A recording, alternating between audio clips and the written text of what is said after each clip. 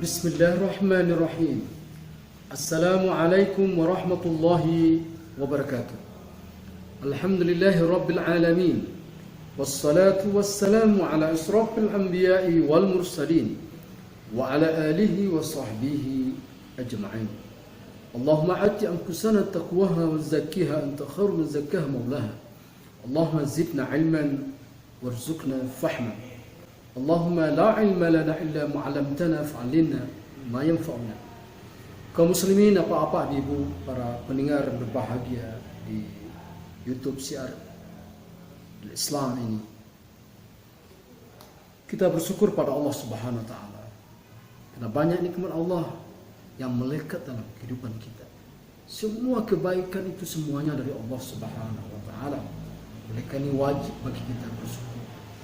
Di antara syukur itu adalah kita senantiasa menjaga salat. Dan salat yang paling baik adalah salat yang dilakukan secara berjamaah. Oleh karena ini kita akan membahas tentang apa keutamaan salat berjamaah. Para pendengar, bapak-bapak ibu yang berbahagia, dalam sebuah hadis dari Ibnu Umar, semoga Allah meridainya, Rasulullah SAW berkata, kata Ibnu Umar, qala Rasulullah sallallahu alaihi wasallam, salatul jamaah afdal min salati fadli bi 27 darajat. Salat berjamaah itu lebih baik, lebih utama dari salat sendiri dengan perbandingan 27 kali kebaikannya. Kaum muslimin, bapak berbahagia, salat merupakan rukun Islam. Salat merupakan tiang agama dan tak bisa dipisahkan dengan haji, tak bisa dipisahkan dengan puasa, zakat. Kemudian bila kita abaikan salat ini, maka tentu tidak sempurnalah rukun Islam kita lakukan. Tentu kesempurnaan rukun Islam salat yang kita katakan tadi adalah bagi seorang laki-laki adalah lebih utama, banyak pahalanya bila dilakukan salat secara berjamaah. Sebagaimana hadis Rasulullah mengatakan tadi, kalau dia sendiri mendapat satu pahala, satu kebaikan bila dilakukan secara berjamaah, maka Allah akan lipat gandakan menjadi 27. Tentu informasi kegembiraan bagi seorang muslim. Kalau dia salat sendiri di rumah, salat subuh di rumah sendiri dapat 1, salat zuhur di rumah dapat 2, menjadi 2, kemudian zuhur asar 3, maghrib 4, isya 5. Tetapi ketika dia melakukan salat berjamaah subuh, langsung mendapat kebaikan 27. Tambah lagi salat zuhur dapat lagi 27. Tambah lagi maghrib 27, tambah lagi isya 27. Bagaimana perbandingannya sangat luar biasa bila dilakukan dengan berjamaah. Tentu sebagai seorang muslim, dambaan kebaikan pahala inilah yang didambakan, terutama pada bulan Ramadan. Bagaimana pahala kebaikan dilipat gandakan oleh Allah Subhanahu wa taala. Para pendengar berbahagia, dalam hadis Rasulullah sallallahu alaihi wasallam, hadis ini Bukhari dan Muslim, dari Abu Hurairah, katakan Rasulullah SAW pernah mengatakan salat seseorang berjamaah itu dilipat gandakan pahalanya dibandingkan salat sendiri. Kemudian kita katakan tadi, apa kata Rasulullah SAW? Idza tawadda fa ahsana al-wudu.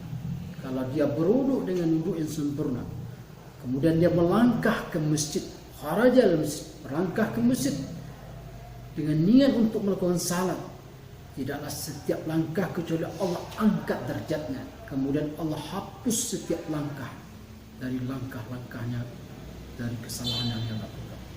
Jadi kalau langkahnya 100, Allah angkat menjadi 100 pahala tingkatannya. Kemudian Allah hapus 100 kesalahannya setiap langkah. Kemudian waktu itu ketika dia berada di masjid atau berada di musala, senantiasa malaikat mendoakannya selama dia tidak melakukan dosa di jalan, selama dia tidak melakukan dosa di masjid ini. Malaikat mengatakan, Allahumma salli alaihi, Allah merhamu. Kata malaikat, ya Allah, berikan keselamatan, kebahagiaan, rahmati dia, berikan rahmatmu ya Allah. Wa la yazalu fi salati muntadhir salat. Bahkan ketika dia menunggu, duduk di masjid menunggu salat, maka senantiasa malaikat senantiasa mendoakan. Ketika sebelum azan dia datang, sebelum qamat dia datang, maka malaikat mulai saja dia melangkahkan kaki sampai dia berjalan di jalan sampai dia menunggu salat, maka malaikat senantiasa mendoakan. Jadi tidaklah dia misalnya sudah datang azan baru dia datang, itu tidak mendapatkan banyak doa dari malaikat, atau mungkin apalagi sudah terlambat 1 rakaat 2 rakaat, tentu tidak mendapatkan banyak doa dari malaikat. Bahkan juga ketika seseorang tidak salat ke masjid, itu tidak mendapatkan doa dari malaikat. Inilah, tentu inilah disampaikan kepada muslim laki-laki balik dan berakal. Tetapi bagi seorang ibu, seorang perempuan, maka salatnya adalah yang lebih utama di rumahnya, di kamarnya.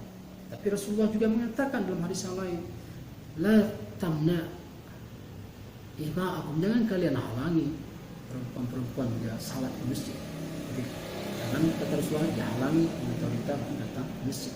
Artinya adalah juga boleh bagi seorang wanita kalau dia datang untuk salat berjamaah, selagi dia tidak menimbulkan dosa, selagi dia tidak menimbulkan fitnah, maka juga dipersilahkan untuk juga mendapatkan. Karena wanita, sebagaimana kita sudah pahami, banyak halangan, banyak rintangan, sehingga sulit bagi dia untuk datang ke masjid.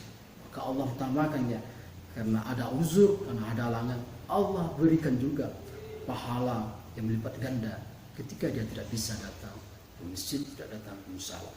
Para pendengar berbahagia, Rasulullah Shallallahu Alaihi Wasallam pernah menceritakan dari Abdillah bagaimana Rasulullah Shallallahu Alaihi Wasallam berhadapan dengan Maktum al-Mu'affin.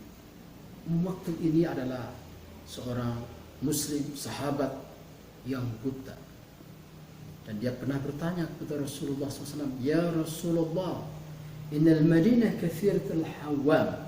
Ya Rasulullah, di Madinah ini banyak sekali binatang-binatang yang membahayakan saya.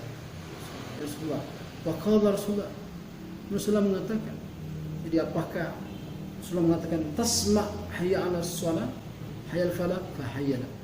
Ya Maktum, apakah kamu mendengar dengaran panggilan azan hayya 'ala shalah, hayya al-falah? Kalau kamu dengar, pergilah ke masjid. Jadi artinya sepertinya di sini tidak ada alasan bagi seorang buta kalau dia bisa. Tetapi Islam tentu memberikan kemudahan bagi orang-orang yang ada uzur, sepertinya yang buta, kita katakan dia tidak bisa datang ke masjid.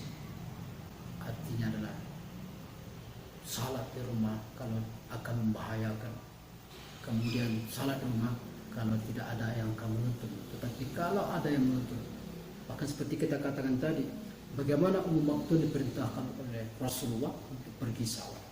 Begitu besarnya manfaat salat, begitu besarnya kebaikan di dalam salat berjamaah, pahalanya yang berlipat ganda. Sampai orang buta diperintahkan oleh Rasulullah untuk datang ke masjid. Bagaimana kalau kita yang normal, kaki kita sehat, mata kita bisa melihat, keadaan kita normal, maka sungguh merugi kalau kita tidak pergi datang ke masjid. Bagaimana yang kita katakan dalam hadis tadi, yang awal-awal tadi, bagaimana pahala seseorang yang dilipat gandakan oleh Allah Subhanahu wa Ta'ala. Para pendengar yang berbahagia, kemudian kalau kita melihat juga dalam hadis yang lain, kata Ibnu Mas'ud, semoga Allah meridainya. Apa kata Ibnu Mas'ud? siapa yang ingin bertemu dengan Allah nanti di akhirat, ya, man sarra ayalqallah, siapa yang ingin bertemu akan mendapatkan kebahagiaan nanti, maka falyuhafiz ala salat, peliharalah salat, kata Ibnu Mas'ud sahabat Rasulullah, pelihara salat. Haitsu nada bihna, di mana saja ada panggilan azan, datanglah pergi lakukanlah salat berjamaah, peliharalah. Sesungguhnya Allah Subhanahu wa taala memerintahkan kepada Nabi Muhammad SAW, syara'a li nabiyikum sunnal huda, ada suatu sunnah yang merupakan petunjuk Rasulullah SAW. Kemudian sesungguhnya sunnal huda ini adalah, kalau seandainya kata itu maksud, kalau kamu salat di rumah kalian, ya, kalian yusalli hadzal mutakhallif fi baitihi fatarakum salat, berarti kalian sudah berbeda dengan Nabi Muhammad sallallahu alaihi wasallam. Jadi para laki-laki yang senantiasa membiasakan salat fardu, tentunya salat fardu, salat 5 waktu yang diwajibkan, yang dia tidak datang ke masjid, maka kata Ibnu Mas'ud, dia sudah berbeda dengan sunnah Rasulullah SAW. Kalau kamu meninggalkan sunnah Rasulullah, maka kamu akan sesat, kata Ibnu Mas'ud. Kemudian tidaklah yang meninggalkan salat berjamaah kecuali orang-orang yang memiliki sifat yang di zaman Rasulullah, sifat munafik yang mereka malas-malas, kata Ibnu Mas'ud. Kemudian Rasulullah melalui Ibnu Mas'ud ini menceritakan tidak pernah meninggalkan salat berjamaah kecuali ketika dalam keadaan menjelang meninggal. Bahkan juga ketika mau meninggal, Rasulullah SAW memerintahkan kepada Abu Bakar untuk menemani, tetap lakukan salat berjamaah.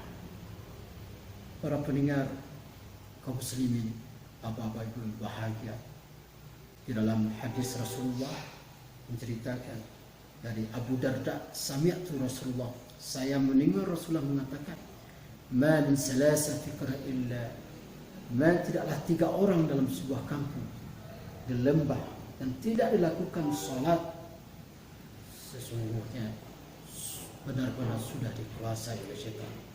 Oleh karena ini kata Rasul, fa'alaikum jamaah, harus kalian senantiasa berjamaah. Sesungguhnya orang yang salat, orang yang sendiri, kata Rasulullah, ibaratkan hampir dia seperti kambing yang diterkam oleh serigala. Bapak Ibu yang bahagia, jadi kalau kita melihat bagaimana hukum dari salat berjamaah, ada 3. Ada yang mengatakan sunat muakkad, seperti hadis yang kita katakan tadi, adalah pahalanya adalah dilipat gandakan menjadi 27 kali.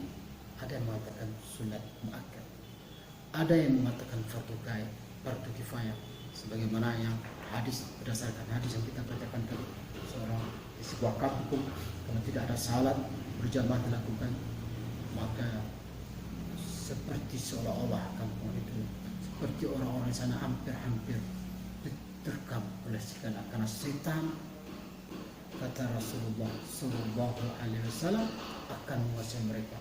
Berdasarkan inilah orang mengatakan kalau ada salat berjamaah, maka lepaslah orang-orang dari dosa-dosa dan tidak melakukan salat berjamaah. Jadi ini yang kedua, hukumnya fardu kifayah. Artinya adalah bagaimana kalau sudah ada salat berjamaah di sebuah kampung, di sebuah daerah, maka lepaslah dosa-dosa. Tapi kalau tidak ada salat berjamaah, maka semuanya mendapatkan dosa. Berdasarkan hadis ini, hadis yang diriwayatkan oleh Abu Dawud dengan isnadnya hasan.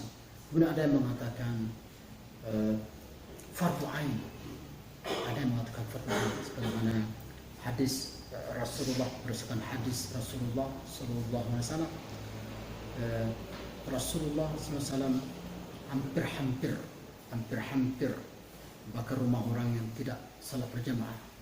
Kalaulah bukan karena wanita, karena bukan anak, kalau bukan karena orang yang sakit, maka ingin saya, tetapi tidak jadi dilakukan oleh Rasulullah SAW, Dan berdasarkan inilah para ulama mengatakan wajib fatwa ain. Bagi kita adalah terserah. Kalau kita mengatakan sunat muakkad, maka berdasarkan hadis yang kita katakan. Kalau mengatakan fardu kifayah, hadis yang kita sampaikan tadi yang mengatakan fardu fatwa ain, berdasarkan hadis Rasulullah ingin sekali untuk membakar rumah orang yang tidak bersalat. Tapi kalau bukan karena wanita yang ada sungguh, tidak artinya adalah wajib fatwa ain bagi seorang muslim yang sehat, yang balik dan berakal. Betapa Islam sangat memuliakan melalui salat berjemaah, karena di masjid ini orang-orang bertemu, adakan bersilaturahmi, kemudian ada persatuan bagi seorang muslim yang mengenal sahabatnya, mengenal kawannya. Mungkin ada di antara kawannya yang sakit, ada kawannya bahkan yang meninggal diketahui. Yang jelas terlepas dari itu, kalau kita melihat dalil daripada hadis Rasulullah SAW tadi, bagaimana keutamaan salat berjamaah yang tak terkira, bagaimana setiap langkah yang dilangkahkan dia ampuni kesalahan, kemudian setiap langkah yang dilangkahkan dia angkat derajatnya, kemudian selama dia di dalam masjid, datang dia sebelum azan, datang dia sebelum qamat, maka malaikat mendoakannya. Mudah-mudahan kita termasuk minimal kita mengambil hukum yang pertama adalah dapat pahala 27 kali, dapat pahala yang utama bagi kita ketika kita melaksanakan salat berjamaah. Tapi kalau salat sendiri dapat satu pahala, tentu lompatan pahala yang banyak, kebaikan yang banyak bukan bagi seorang muslim. Tidak beramal pas-pasan, tidak beramal sedikit, tapi semakin banyak dia beramal, semakin banyak pahalanya, semakin banyak kebaikannya, untuk peluang untuk meninggal dalam keadaan husnul khatimah, meninggal dalam keadaan ridha Allah. Ini merupakan suatu mungkin dia akan dapatkan. Bahkan juga ketika dia berada dalam kubur, tentu dia akan mendapatkan kebaikan rahmat Allah, apalagi di akhirat. Apalagi ada hadis Rasulullah SAW mengatakan, awal man hasabu as-salat, fa idza salat salatuhu salaha amaluhu, wa idza fasadat fasada amaluhu. Yang pertama nanti ditanya oleh Allah SWT adalah salat. Kalau baik salatnya diterima, segala kebaikan yang pernah dia lakukan. Tapi kalau salatnya tidak baik ditolak. Tentu kita ingin sempurna salat kita agar semua kebaikan, banyak kebaikan yang sudah kita lakukan, semuanya diterima oleh Allah SWT. Tapi ketika salat yang kita sudah rusak, salat kita tidak sempurna, bisa saja nanti mengkhawatirkan kebaikan-kebaikan kita ini tidak bisa menutupi dari kekurangan salat kita. Tentu kita akan mendapatkan kesedihan, akan mendapatkan penderitaan nanti di dalam kubur dan di akhirat, sesuatu yang pasti akan datang. Barangkali itu bisa saya sampaikan, mudah-mudahan ada manfaatnya kepada saya menyampaikan kepada kita semuanya. Fa'tabiru ya ulil absar la'allakum turhamun. Wabillahi wa taufiq wal hidayah. Assalamualaikum warahmatullahi wabarakatuh. Banyak lembaga, tapi di antara lembaga yang saya percaya, Lembaga Amil Zakat Nasional Dewan Dakwah. Ini salah satu jihad kita di zaman modern. Terima kasih. Wassalamualaikum warahmatullahi wabarakatuh.